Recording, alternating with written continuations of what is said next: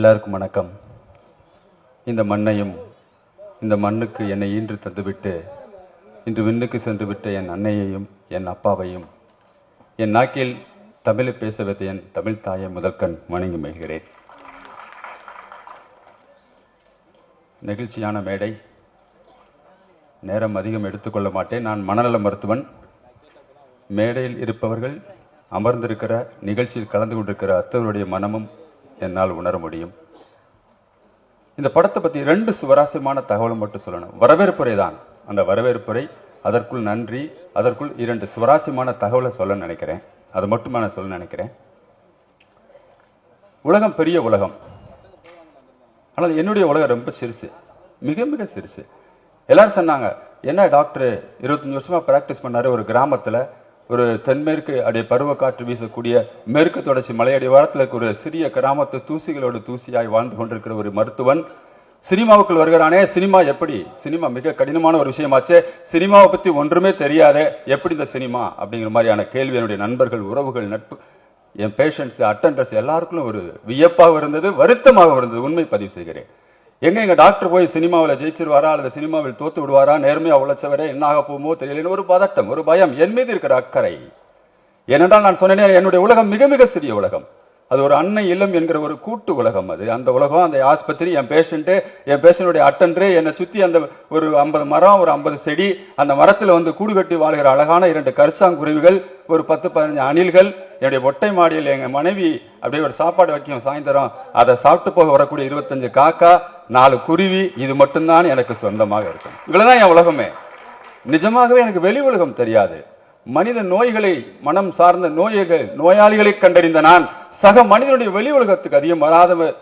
எப்படி இந்த திரைப்படம் என்கிற மிகப்பெரிய கடலுக்குள் போய் என்கிற ஒரு கேள்வி வந்தது. ஆனால் பார்க்கிறேன், நான் உண்மையிலேயே இந்த மயிலாஞ்சி படம் எனக்கு நிறைய அனுபவங்களை கற்றுக் கொடுத்திருக்கிறது. நிறைய உண்மைகள் அதிகம் பேசக்கூடிய மேடைகளிலே சில நேரங்கள் உண்மைகள் முழுமையாக பேச முடியாவிட்டாலும் 2 உண்மையாக சொல்ல வேண்டும் நினைக்கிறேன். மிக அருமையான ஒரு நல்ல படம். பொதுவாக நான் சொல்லுவேன், நான் பாடங்களில் நல்லதை எடுத்துக்கொள்ளுங்கள், மைனஸ் தூக்கி போடுங்க சொல்லுவேன். மறுநாள் காலையில நாம இருப்போமாங்க நம்ம யாருக்கும் தெரியாது. உலகம் நிலைத்தன்மையற்றது, மனித வாழ்க்கை இருக்கிறதுல பிளஸ் பாசிட்டிவ் நல்லதை எடுத்துக்கோமேன்னு இந்த 2 செய்தி. எப்படி இந்த அஜயன் பாலா அப்படிங்கிற ஒரு இந்த மயிலாஞ்சிங்கிற ஒரு படத்தை எடுத்தாரு. மயிலாஞ்சிக்கும் எங்கேயோ ஒரு கிராமத்தில் இருக்கிற டாக்டருக்கு என்ன தொடர்பு, இந்த அஜயன் பாலாவுக்கு இவருக்கு என்ன தொடர்பு என்கிற கேள்வி வருகிற பொழுது நிச்சயமா சொல்ல நினைக்கிறேன். கதை சொல்வதற்காக என்னுடைய படத்துடைய ஹீரோ அறிமுகப்படுத்துகிறார். கதை ஒரு 4 கதை சொல்றாரு. மௌனமாக கேட்டுட்டு இருக்கிறேன். கதையை வந்துட்டு கேட்கிறேன், இந்த ரியாக்ஷனுமே இல்லாம இருக்கணும். அவருக்கு ரொம்ப சங்கடமா போச்சு. என்ன டாக்டர் முகத்தில் ஒரு ரியாக்ஷனுமே இல்லைனா, ஏன்னா நான் மனநல மருத்துவராக இருந்து எந்த ரியாக்ஷனும் காட்டாம தான் உட்காந்து ஆகணும், அப்படியே பழகி போயிடுச்சு. ஆனா அப்புறம் முடிச்சதுக்கு அப்புறம் சொன்னேன், தப்பா இருக்காங்க தம்பி, வேற ஏதாவது கதை இருக்கான்னு. என்ன டாக்டர், என்ன மாதிரியான கதை தான் நீங்க விரும்புறீங்கன்னு ஒரே ஒரு விஷயம் சொன்னேன். எனக்கு பிடிச்ச டைரக்டர் நான் சொல்லிடுறேன். நான் முதல்ல எனக்கு ரொம்ப பிடிச்ச டைரக்டர் பீம் சிங் டைரக்டர் எனக்கு பிடிக்கும். அந்த காலத்தில் பீம் சிங் டைரக்டர் பிடிக்கும். ஸ்ரீதர் எனக்கு ரொம்ப இன்னும் ரொம்ப பிடிச்ச director Sridhar, Mahendran sir, Balu Mahendra sir, Balachander sir, Bharathi Raja sir, இவர்கள்லாம் எனக்கு பிடிச்ச டைரக்டர். ஏன் சொன்னா, மனித உணர்வுகளை கடத்துவார்கள். சினிமா என்கிற வெறும் பொழுதுபோக்கு ஊடகத்தை தாண்டி அதற்குள் ஒரு மனித உணர்வுகளை கடத்தக்கூடிய அது மாதிரி ஒரு கதை சொல்லுங்க தம்பின்னு சொன்னேன். நான் சொன்ன சார், அது ஒரு பல வருஷத்துக்கு முன்னாடி உள்ள கதையாச்சு சார், சொல்லலாமா சொல்லுங்க. 5 நிமிஷம் சொன்னாரு. என்னுடைய மனைவி இந்த கதையை வேணாங்க, இதை தூரத்துக்கு போடுங்க, இப்போ உள்ள ட்ரெண்டிங்கான ஒரு கதையை பண்ணுங்க, இது பழைய கதை அப்படிங்கிற மாதிரி சொன்ன கதையாச்சு சார்.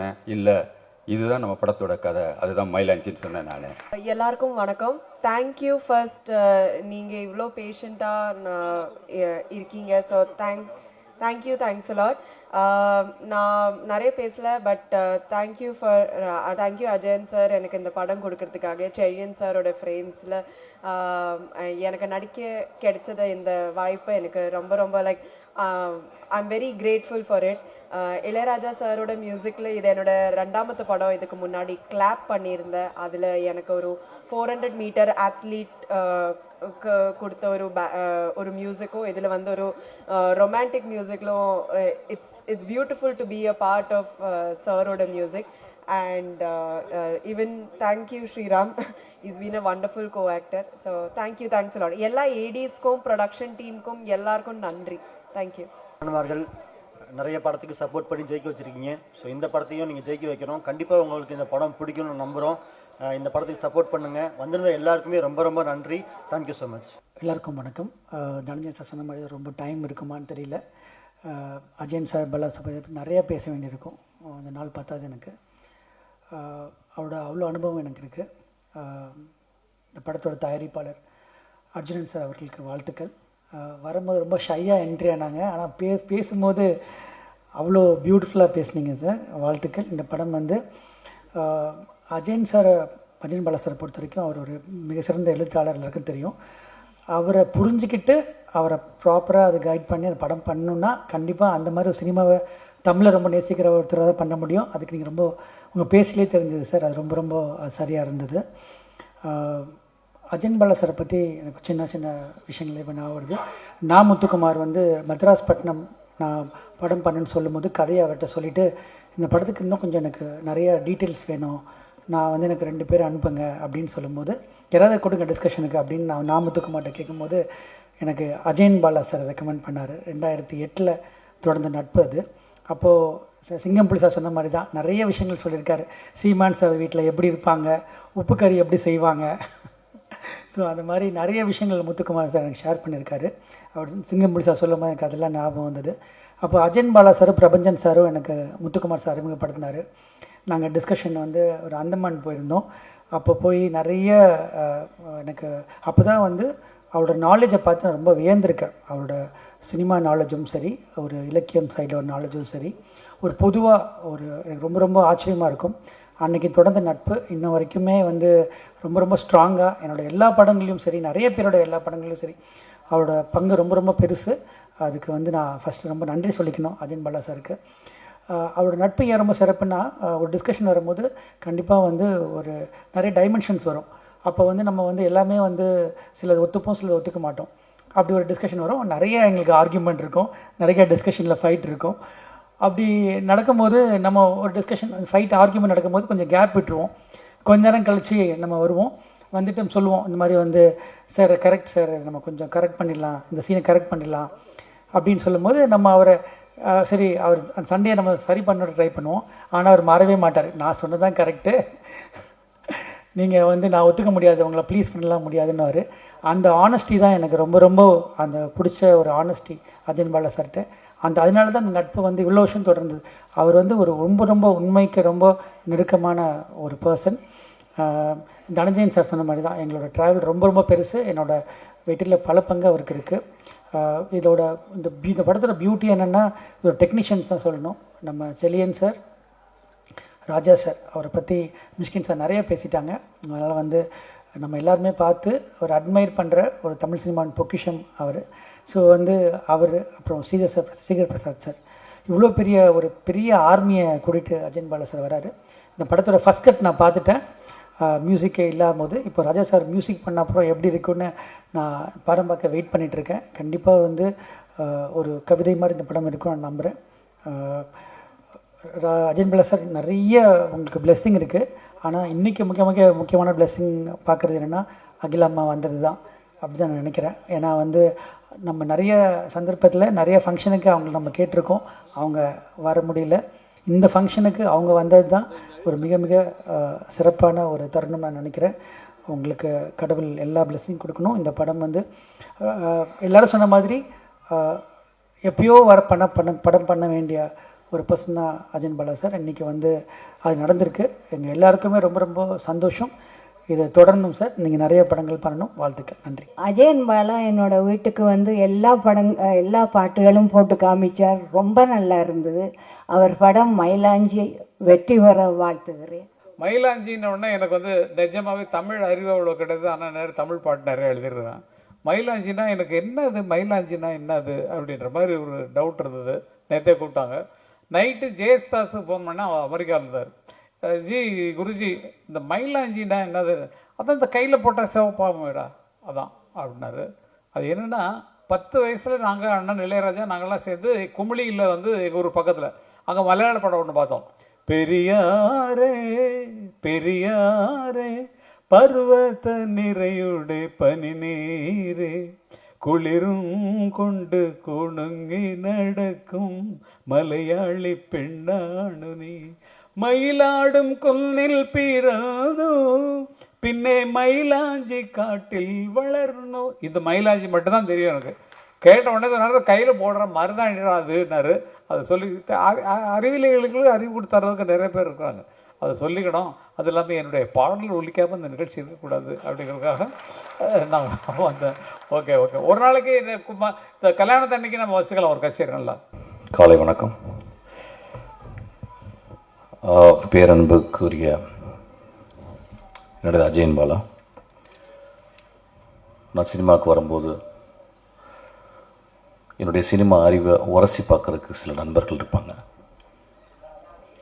ஒரு பயங்கர ஒரு கண்டென்டிவான கான்வர்சேஷன் பண்ணணும்னா ரொம்ப சில பேர், வெற்றிமாறன், அஜயன் பாலா, என்னுடைய அசிஸ்டன்ட் டைரக்டர் சில பேர் உங்களோட. ஸோ என் சினிமாவை ஒரு சிக்குமுக்கி கல் போல் நான் ஒன்று சொல்ல, அவர் அதை எதிர்த்து சொல்ல, ஒரு டயலக்டிக்கலாக என் சினிமாக்குள்ளே வந்ததுக்கு அஜயன் பாலாவும் காரணம். அஜயன் பாலா எங்கே இருக்கீங்க? Ajayan Bala very good human being, ரொம்ப பண்பான மனிதர், அன்பான மனிதர். அதனாலே ரொம்ப நாள் சினிமாவில் கிடைக்கல அவருக்கு சினிமா. இந்த சினிமாவில் நிறைய ரொம்ப தேவையில்லாமல் நல்லவங்க இருப்பாங்க ஆக்சுவலாக. அது மீரா கதிரவன் மாதிரி ஆக்சுவலி ரொம்ப ஹானஸ்ட்டு, அவங்களுக்குள்ள ஒரு இன்னசென்ஸு இதெல்லாம் வச்சுக்கிட்டு இருப்பாங்க. ஸோ அதனால் ஆக்சுவலாக எனக்கு முன்னாடி வெற்றிமாறனுக்கு வந்து அஜயன் பாலா சினிமா எடுத்துருக்கணும். But life is always it has its own plan. So இன்றைக்கி எடுத்திருக்காரு. இதில் என்ன எனக்கு ரொம்ப பிடிச்சது அப்படின்னா, இல்லை ராஜா அப்பாவை அவர் இன்க்ளூட் பண்ண தான். நான் உள்ள உட்காந்துருக்கும்போது பாட்டு கேட்டேன். அது சில இடங்களில் அவர் ஏன் ராஜான்னு சொல்கிறோம் அப்படின்றது தெரிஞ்சுது. ரொம்ப எக்ஸ்ட்ரானரி ஃப்ரேசஸ்ஸு.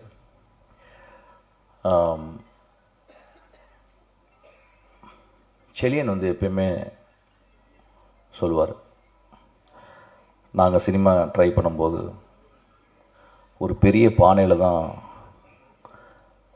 சாப்பாடாக்கி நாங்கள் 1 மணிக்கு வருவோம் பசியோடு. நாங்கள் பசியோடு 1 மணிக்கெல்லாம் படுத்துருவோம். ஒரு 1:30 மணிக்கு எட்டி உதச்சி எழுப்பி டேய் சமைங்கடான்னு சொல்லுவார் எங்கள் அண்ணான்னு சொல்லிட்டு கண்கலங்க சீமன் சார் பற்றி பேசியிருக்காரு. ரொம்ப சந்தோஷம் சார், ரொம்ப நன்றி சார்.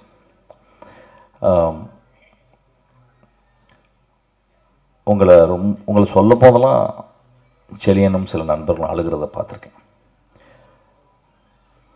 இந்த இயற்கை உங்களை பத்திரமா பார்த்துக்கணும்னு நான் கேட்டுக்கிறேன்.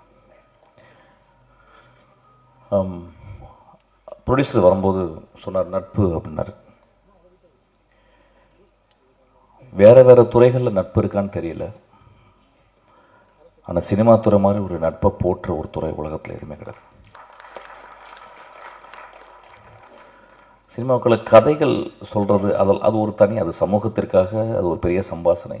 சமூகத்தோடு பேசணும், நான் கண்டறிந்த விஷயங்களை சமூகத்துக்கு பகிர்ந்துக்கணும் அப்படின்னு சொல்கிறது ஒரு ஃபில்ம் மேக்கருடைய பாயிண்ட் ஆஃப் வியூ. நான் ஒரு பெஸ்ட்டு விஷயத்தை நான் கஷ்டப்பட்டு சம்பாதிச்ச, ரொம்ப கஷ்டப்பட்டு சிறுக சேமித்த பணத்தை ஒரு நல்ல விஷயத்துக்காக மக்கள்கிட்ட திருப்பி கொடுக்கணும் அப்படின்றது ஒரு ப்ரொடியூசர் பார்வை. ஒரு நடிகன் நடிகையும் நாங்கள் அந்த ஒரு கலை படைப்பை நாங்கள் எப்படி நேசிக்கிறோம், அந்த கடை படைப்பில் அந்த கதாபாத்திரங்களாக நாங்கள் மாறி நான் மக்கள்கிட்ட போய் சேர்றோம். ஸோ நீங்கள் சினிமாவை பற்றி எந்த ஆஸ்பெக்டில் பார்த்தாலும் அது ஒரு கிரேட்டர் குட்டாகவே இருக்கும். ஆனால் அதுக்குள்ளே ஒரு எக்ஸ்ட்ரானரி விஷயம் என்னென்னா அவருடைய நட்பு.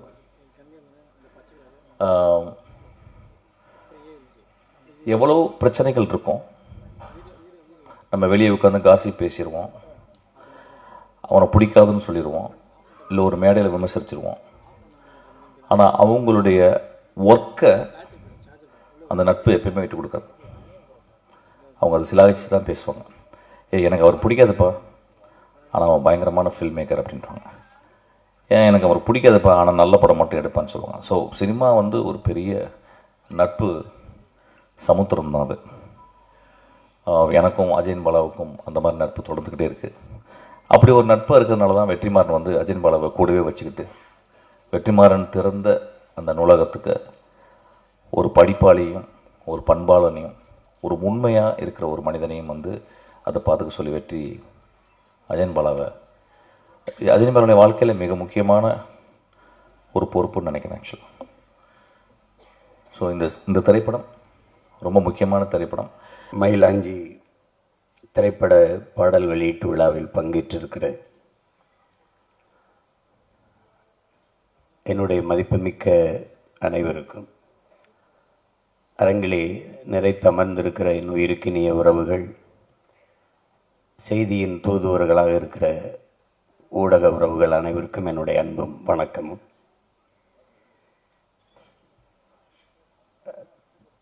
படத்தின் தயாரிப்பாளர் என் அன்பிற்கினிய அர்ஜுனன் அவர்கள், ஒரு மனநல மருத்துவர். இங்கே நம்ம ஒருவரை சந்தித்தால் நல்லா இருக்கீங்களா, உடல்நிலை எப்படி இருக்கிறது என்று தான் விசாரிக்கிறோம். ஆனால் மனநிலை எப்படி இருக்கிறது என்று யாரும் கேட்பதில்லை. எவ்வளவு பணம் இருந்தாலும் மனம் சரியாக இல்லை என்றால் அது பயனற்று போகும். அதனால் மருத்துவத்திலே மிக மகத்தான மருத்துவம் மனநல மருத்துவம் தான் என்பதை அது பாதிப்புக்கு ஆளானவர்களுக்கு தான் தெரியும். அந்த மனநலத்தை சரி செய்கிற மருத்துவர், இங்கே மருத்துவம் ஒரு மகத்தான சேவை என்பதை மறந்து மிக அதிகமாக லாபம் குவிக்கிற ஒரு தொழிலாக மாறி இருப்பது ஒரு கொடுமை. அதை கடந்து எல்லோரும் குறிப்பிட்டது போல ராஜபாளையத்தில் அவர் பிறந்த ஊரிலேயே இருந்து தன் மண்ணின் மக்களுக்காக தன் கல்வி பயன்பட வேண்டும் என்று பணத்தை பெரிது பண்ணாமல் மக்களின் மனத்தை நலப்படுத்துகிற சேவை செய்து கொண்டிருக்கிற ஒரு மகத்தான மருத்துவர் தான் நம்முடைய தயாரிப்பாளர் அர்ஜுனன் அவர்கள். அவர் இந்த படத்தை தயாரிப்பது பெரிய மகிழ்ச்சி. அதிலும் என்னுடைய தம்பி அஜயன் பாலா. ஒரு மனிதர் சிலரை சந்தித்திருப்பார், சிலரை சந்தித்திருக்க மாட்டார். ஆனால் என் தம்பி அஜய் திரையுலகில் இருக்கிற எல்லா சிறந்த படைப்பாளர்களையும் எல்லா சிறந்த மனிதர்களையும் சந்தித்திருப்பான். கேரளா போன்ற மாநிலங்களில் முதலில் எழுத்தாளர்களுக்கு தான் மதிப்பு இருக்கும். இங்கே வாசுதேவன் நாயர், டி தாமோதரன் போன்றவர்கள் அவர்கள் எழுத்தை படித்து அந்த கதையை வாங்கி கொண்டு பிறகுதான் இயக்குனர் கதாநாயகன் தேர்வு நடக்கும். இங்கே அப்படி இல்லை. அஜய் ஒரு சிறந்த எழுத்தாளன். அவருடைய எழுத்தை எவ்வளவு பேர் படித்திருப்பார்கள் என்று தெரியாது. ஆனால் நான் அவருடைய எழுத்தினுடைய ரசிகன், வாசிப்பாளன். பல சமயங்களில் எனக்கு நிறைய புத்தகங்களை படிப்பதற்கு நேரம் குறைவாக இருக்கனால சுருக்கமாக எழுதியிருப்பான். மார்க்ஸ்னா சுருக்கம், லெலின்னா சுருக்கம், சேகுவரானா சுருக்கம், அண்ணல் அம்பேத்கர்னா சுருக்கமாக எழுதியிருப்பான். தொடராக ஆனந்தவுடன் எழுதி கொண்டு வந்தான். இப்போ திடீர்னு எல்லாத்தையும் நூலகத்தில் தேடி எடுத்து அஜய் அந்த அம்பேத்கரை பற்றி புத்தகத்தை கொஞ்சம் அனுப்பிவிடு, எனக்கு கொஞ்சம் தேவைப்படுது. அது ஒரு 150-200 பக்கத்துக்குள்ள அம்பேத்கர் யார் அப்படிங்கிறத அறிந்து கொள்வதற்கு இன்றைய தலைமுறைக்கு மொத்த வாழ்க்கையும் தேடி படிக்கிறது ரொம்ப கடினம். ஆனால் சுருக்கமாக இதுதான் அம்பேத்கர், இதுதான் மார்க்ஸ், இதுதான் லெலின் என்று உங்களால் கற்றுக்கொள்ள முடியும் என்றால் அது என் தம்பி அஜயன் பாலாவில் எழுத்தை படித்தீர்கள் என்றால் புரிந்து கொள்ள முடியும். எழுத்தென்றால் சும்மா படிக்கும்போது ஏண்டா இந்த புத்தகத்தை புரட்டணும்னு வைக்க மாட்டான். நீங்கள் புரட்டினீங்கன்னா இறுதி அட்டையை கீழே சாய்க்கிறவரை அவ்வளவு ஈர்ப்போடு படிக்கிற மாதிரி எழுதுவான். அவ்வளவு ஒரு இந்த தலைமுறையில் சிறந்த எழுத்தாளர்களில் ஒருவன் என் தம்பி அஜயன் பாலா. அவன் படைப்பாளியாக வருவது. இப்போ என் தம்பி வெற்றிமாறன்னா திரைக்கதை எல்லாரும் சிறப்பாக கதையை நல்லா சொல்வார்கள். அது கற்பனையில் சொல்லிடலாம், அதற்கு ஒன்றும் இல்லை. திரைக்கதை அமைச்சிடலாம் ஒரு 2 மணி நேரத்துக்கு ஒரு. ஆனால் ஒரு எழுத்தாளனுங்கிறவனுடைய பணி மிகச்சிறப்பு. அதில் உங்களுக்கு தெரியும், இலக்கியம் பொய் பேசலாம், புராணம் இதிகாசம் எல்லாம் பொய் பேசலாம், வரலாறு உண்மையை மட்டும்தான் பேச முடியும். அப்படிப்பட்ட வரலாற்று உண்மையை பதிவு செய்யக்கூடிய ஒரு படைப்பாளி தான் என் தம்பி அஜயன் பாலா. தம்பி வெற்றிமாறன் அவர்கள் வந்து புதினங்களை, அதாவது நாவல், அதையெல்லாம் எடுத்து பதிவு செய்வார். படமாக கொண்டு வந்திருக்காரு. அப்பா பாலமேந்திரா எடுத்திருக்காங்க, அப்பா மகேந்திரன்லாம் எடுத்திருக்காங்க. ஆனால் இப்போதான் இந்த தலைமுறையில் ஒரு எழுத்தாளனே படைப்பாளனாக வருவது தமிழ் திரையுலகில் இதுதான் முதன்முறை. தம்பி அஜய் எவ்வளவு வேணாலும் பாராட்டலாம். ஆனால் என்னன்னா, அவன் கொஞ்சம் கால இடைவெளி ஆயிடுச்சு, இங்கே குறிப்பிட்ட எல்லோரும் சொன்னது மாதிரி. இருந்தாலும் பரவாயில்லை. தென்னை வந்து 10 வருஷத்தில் 5 வருஷத்தில் இப்போல்லாம் 3 வருஷத்தில் பலன் தர தென்னைலாம் இருக்குது. ஆனால் அதனுடைய ஆயுள் ஒரு 8 வருஷம் 10 வருஷம்தான்.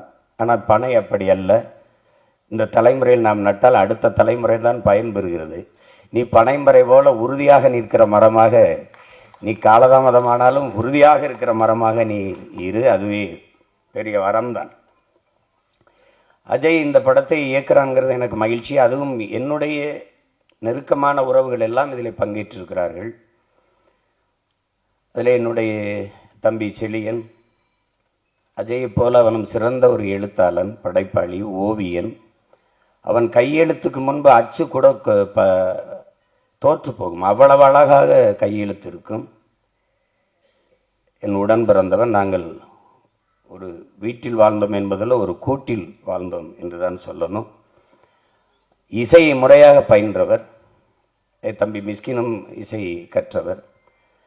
எல்லா துறைகளிலும் ஒருவன் ஆற்றல். சிலருக்கு அது தெரியும், இது கொஞ்சம் தெரியும், இது கொஞ்சம் தெரியுங்கிறது இல்லை, ஆழ தெரியும், ஆய்ந்து அறிந்தவர் என்பது ரொம்ப அரிது.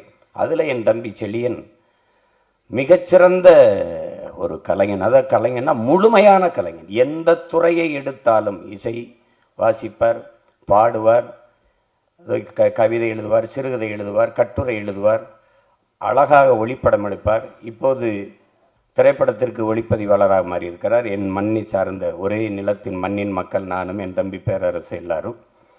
அப்போ அங்கிருந்து வந்து என் வீட்டில் தான் இருந்து நாங்கள் அவர் ஒளிப்பதிவு மேதை PC ஸ்ரீராமிட்ட பணியாற்றி வந்தார். அப்போது என் தம்பி படம் எடுத்துக்கொண்டிருந்தேன். என் வீட்டிலிருந்து தான் அங்கே அவர்களுக்கு பயிற்சிக்கு போவார். அப்போ என்னுடைய அருமை சகோதரர் பாலு எனக்கு ஒளிப்பதிவு செய்து கொண்டிருந்தார். அவர் வேறு படம் வந்தோன்னு போயிட்டார். பாதிக்கு மேலே என்னுடைய தம்பி செழியனை வச்சு தான் தம்பி படத்தை எடுத்து முடித்தேன். அது குறிப்பாக பாடல் காட்சி, உச்சக்கட்ட காட்சி எல்லாம் அவர் தான் செய்தார். அந்த படத்தில் காலதாமதம்ங்கிறதே அவர்கிட்ட இருக்காது. பதிவை நீங்கள் காட்சியை சொல்லி முடிக்கிறதா, நான் தயாராக இருக்கேன், வர சொல்லுங்கள், எடுத்துருவோன்னு எடுத்துருவாப்புல. அது அப்படி ஒரு வேகமான ஒரு படைப்பாளி, சிறந்த கலைஞன். அவர் சிறந்த படைப்பாளி என்பதற்கு அவர் எடுத்து விருது பெற்ற டூலெட் படமே உங்களுக்கு சான்று. இன்னும் சிறந்த படைப்புகளை தர காத்திருக்கிற ஒரு படைப்பாளி என்னுடைய தம்பி. அவன் ஒரு மேதை, இவன் ஒரு மேதை. எப்படி ஆளுகள்லாம் சேர்ந்து இந்த படத்தை, படத்தொகுப்பாளர் ஸ்ரீ பிரசாத் ஒரு மேதை, கலை இயக்குனர் லால்குடி இளையராஜா ஒரு மேதை. சில மேதைகளினுடைய படைப்பாக இருக்குது.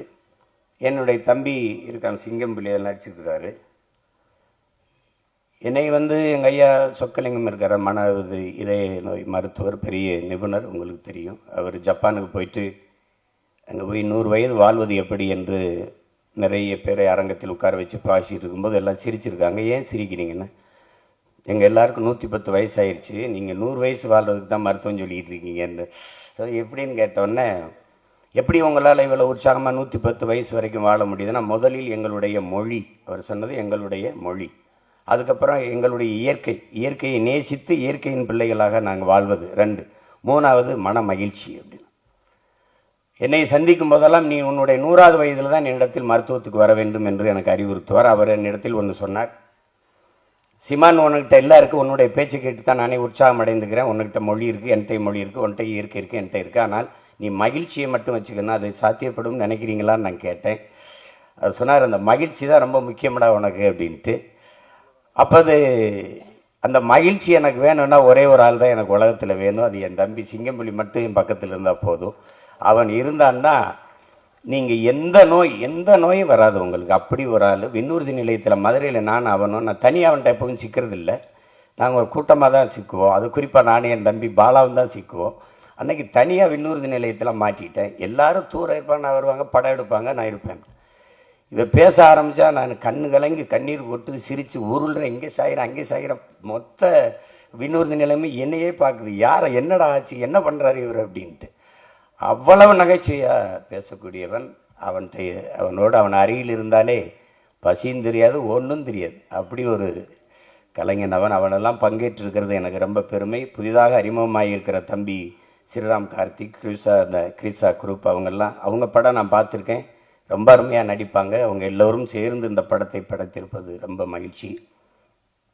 அதுக்கப்புறம் இங்கே நிகழ்வில் பங்கேற்றிருக்கிற அண்ணன் ஆர்வி உதயகுமார், என் தம்பி ஏஎல் விஜய், நிறைய பேர் பெருமைமிக்க கலைஞர்கள் எல்லாம் இருக்கிறாங்க. அதில் என் தம்பி மீரா கதிரவன், அவன் இப்போ ஒரு படம் எடுத்திருக்கான், வெளியீட்டுக்கு காத்திருக்கிறது. இந்த நிலத்தில் இதுவரை யாரும் பதிவு செய்யாத ஒரு காதல் கதையை பதிவு செய்திருக்கிறான். அது விரைவில் வர இருக்கிறது. அதுக்கப்புறம் நம்மளுடைய பெருமதிப்பிற்குரிய காவல்துறை உயர் அதிகாரி தினகரன் அவர்கள், அவருடைய உடல் ஒழுங்கை போல அவர் பேச்சும் அவ்வளோ அழகாக ஒழுங்காக அமைந்திருந்தது. ஏன்னா அவர் சட்டம் ஒழுங்கு இல்லையா, அதனால் எல்லாமே ஒழுங்காக இருக்கணும். இவ்வளவு நேரம் அவருடைய நேரத்தை நம்மோடு செலவிட்டிருப்பது, என்னுடைய நேரத்தை செலவிட விடுங்கள். ஏன்னால் இது என்னுடைய பேரன்பு. திரையுலகம்ங்கிறது என்னுடைய பேரன்பு. இப்போ நான் செய்துக்கிட்டு இருக்கிறது இது ஒரு வம்பு, அதில் செய்துக்கிட்டு இருக்கிறேன் அந்த வேலையை. இப்போ எல்லாத்துக்கும் மேலே எங்கள் அப்பா கங்கையமரன், அவங்க தான் இங்கே மிகுந்த பெருமைக்குரியவர்கள். சில இது எங்கள் அப்பா நம்ப முடியாத ஒரு ஆளுமைன்னு இருக்கும். இவராது அப்படின்னு கேட்பாங்கல்ல, அப்படிப்பட்ட ஆள் அவர். நீங்கள் வாழ்வே மாயம்னு ஒரு திரைப்படத்தை நீங்கள் பார்த்தீங்கன்னா, அந்த படத்துக்கு எங்கள் இசையமைப்பாளர் பேரை மட்டும் பார்க்காம நீங்கள் பார்த்தீங்கன்னா, யாருமே இவர் தான் இசையமைச்சிருப்பாருன்னு இந்த திரையரங்கில் யாரும் சொல்ல மாட்டீங்க. மிகச்சிறந்த இசையை வழங்கியிருப்பாங்க. அது அந்த இசையை அந்த பாடலை நாங்கள் படிக்கும்போது என்னுடைய நண்பர்கள்லாம் அதை பாட்டு போட்டியில் பாடுவாங்க. வந்தனம், அந்த பாட்டெல்லாம் பாடினா நினச்சி பார்க்க முடியாது. அந்த நீலவான ஓடையில் அந்த பாட்டெல்லாம் அப்பா. அப்புறம் வாழ்வே மாயம் ஒரு தத்துவம், வாழ்க்கை தத்துவம். வாலி ஐயாவும் அப்பா ஜேசஸ் அந்த இணைவில் உச்சக்கட்ட காட்சியில் பாட்டை போட்டு உட்கார வைக்க முடியும்னு ஒரு இசையமைப்பாளர் நிரூபிச்சிருக்காருன்னா யாராவது சொல்லுங்க. கிளைமாக்ஸ் சண்டை தானங்க எடுப்பீங்க, என்னப்பா சண்டை தானே எடுப்பீங்க நீங்க. அதுவும் அண்ணன் கமலஹாசன் மாதிரி ஒரு நடிகரை வச்சுக்கிட்டு மரணப்படுகையில் படுத்திருக்கிற ஒருத்தனை வச்சு பாட்டை போட்டு படத்தை உட்கார வச்சிட முடியும்னா அது எங்கள் அப்பாவால் முடியும்னு காட்டியிருப்பாப்புல. அதெல்லாம் பெரிய பெரிய சாதனை தான். எல்லாரும் உச்சக்கட்ட காட்சி வந்துருச்சு, அப்புறம் ரெண்டாவதுலேருந்து சண்டை ஆரம்பிச்சு அப்படி போய் பரபரப்பாகணும். அடுத்துக்கிட்டு கையில் ஒரு கோப்பை வச்சு வாழ்வே மாயம் நாடகம் விடும் நேரம்தான் உச்ச காட்சி. ஐய அதோட கதை அப்படி இருக்கும் படம். நீங்கள் வேணால் எனக்காக ஒரு தடவை தொலைக்காட்சியில் போட்டால் தவறாமல் பாருங்கள். அப்போ யார் கங்கையமரன்னு உங்களுக்கு தெரியும். பாடல்கள்லாம் சில பாடல்கள்லாம் எழுதியிருப்பாரு. நீங்கள் இதெல்லாம் கண்ணதாசன் எழுதியிருப்பார், இதெல்லாம் வாலி எழுதியிருப்பார், இதெல்லாம் புலமை பற்றி எழுதியிருப்பாருன்னா அதுக்கு மேலே ஒரு அப்பன் எழுதியிருப்பான். அதான் எங்கள் அப்பன் கங்கையமரன். ஐயா அப்படியே எழுதியிருப்பாரு நினைக்கிறீங்க. ஒன்றும் இல்லை, மண்ணில் இந்த காதலன்றி யாரும் வா. சும்மா பேருக்கு பாவலர் வரதராசன் போட்டாங்க எங்கள் பெரிய பேரை. ஆனால் எழுந்தது எங்கள் அப்பா தான். சின்ன சின்ன சந்தங்கள்ல அப்படி மடக்கி எழுதக்கூடிய நீங்கள் தந்தன தந்தன தாளம் வரும், புதுராகம் வரும், அதில் சந்தன மல்லிகை வாசம் வரும். அப்பெல்லாம் நாங்கள் படிக்கும்போது என்ன சந்தன மல்லிகை எப்படிங்க வாசம் அதில் வரும் அப்படின்னா, கேள்ற இந்த பாட்டை கேட்டால் வரும்டா. என்னங்கப்பா என்ன நீங்கள் இப்போ அப்போதைக்கு இந்த ஒரு ரசிக்கத்தக்க எல்லாரும் ஈர்க்கத்தக்க பாடல்கள் பாடி இந்த மான் மெல்லிசையும் எழுத முடியும், கவிதைத்தனமாகவும் எழுத முடியும். அந்த பகல் நிலவு படத்தில் பூமாலையே இளந்தோல் சேரவா, நீங்கள் இளையராஜாங்கிற ஒருத்தரை அது அப்புறம் வருவோம், ஒவ்வொருத்தராக பேசி வருவோம். அந்த பாட்டை கேட்டிங்கன்னா அந்த எழுதுனதில் அவ்வளவு கவிதை தனம் இருக்கும். அந்த மாதிரி பாடல்களையெல்லாம் இவர் தான் எழுதியிருப்பாரா அப்படின்னு நினைப்பீங்க நீங்கள். அப்படிப்பட்ட ஒரு படைப்பாளி. நீங்கள் கரகாட்டக்காரன், கங்கையமரனா கரகாட்டக்காரன் படம் என்னென்னமோ நடிகர் நடித்து பார்த்தான், ஒரு வருஷம் ஓடுது ஒரு படம் அப்படின்னா எப்படி பாருங்க. அப்படிப்பட்ட ஒரு படைப்பாளி நம்ம கூட அமர்ந்திருக்கிறாங்கன்னா அது முதல்ல நாங்கள்லாம் பயணங்கள் முடிவதில்லை அதான் நான் நினைக்கிறேன். அதில் அப்புறம் வாய்ப்பு கேட்டு வர்ற இடத்துல இவர் தான் கங்கையமரன்னு சொல்கிறாங்க. அவர் அந்த மோகனை கூட்டிகிட்டு அறிமுகப்படுத்துவாங்க அதில். அப்படி அளப்பெரிய சாதனைகளை செய்த மேதைகள் நம்மோடு சாதாரணமாக உட்கார்ந்திருக்கிறார்கள்ங்கிறதுனாலேயே, அதாவது தாய்ப்பாலும் தண்ணீரும் மலிவாக கிடைக்கிறதுனாலே மனிதன் அதை மதிக்கிறது இல்லை, பூமி தன காலுக்கு கீழே மிதிபடுறதுனாலே இந்த மனுஷப்பை அதை மதிக்கிறது இல்லைங்கிற மாதிரி நம்ம பக்கத்திற்குள்ள உட்கார்ந்துருந்ததுனாலே இந்த மகத்தான கலைஞர்களின் மதிப்பு நமக்கு தெரியறதில்லை. அதுதான் இங்கே இருக்கிற சிக்கல். மாபெரும் மேதைகள் படைப்பாளிகள் நம்மோடு வாழ்ந்துட்டு இருக்காங்க. அதில் ஒருவர் என்னுடைய அப்பா, அது கங்கை அமரன் அவர்கள், அண்ணன் ஆர்வி உதயகுமார். அவருடைய படங்கள் எல்லாம் நீங்கள் கிழக்கு வாசல், பொன்னுமணி, சின்ன கவுண்டரு, எஜமான் படங்கள்லாம் பார்த்தா திரையில் ஒரு கவிதை தான், திரையில் ஒரு கவிதை.